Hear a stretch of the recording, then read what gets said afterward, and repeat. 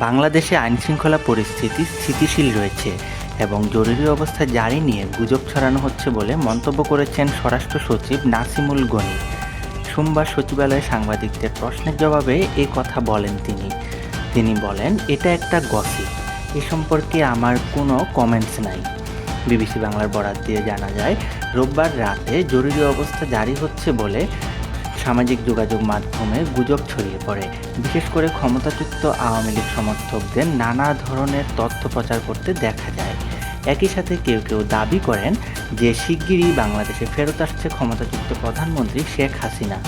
সোমবার আইনশৃঙ্খলা পরিস্থিতি নিয়ে ব্রিফিং শেষে এই জরুরি অবস্থা নিয়ে যে তথ্য ছড়ানো হচ্ছে সেই বিষয়ে সাংবাদিকরা প্রশ্ন করেন স্বরাষ্ট্র মন্ত্রণালয়ের সিনিয়র সচিব নাসিমুল গনির কাছে। সেসব তথ্যকে গসিপ হিসাবে বর্ণনা করে স্বরাষ্ট্র সচিব বলেন, আইনশৃঙ্খলা পরিস্থিতির অবনতি হওয়ার আশঙ্কার কোনো তথ্য আমার কাছে নেই। নর্মাল যেরকম রিস্ক থাকে সেরকমই আছে। পরিস্থিতি সরকারের নিয়ন্ত্রণে আছে। আমরা সতর্ক আছি, পুলিশ সতর্ক আছে। আমরা সবাই চেষ্টা করছি যে স্ট্যাবিলিটি আছে সেটা যেন মেনটেন করে চলতে পারি।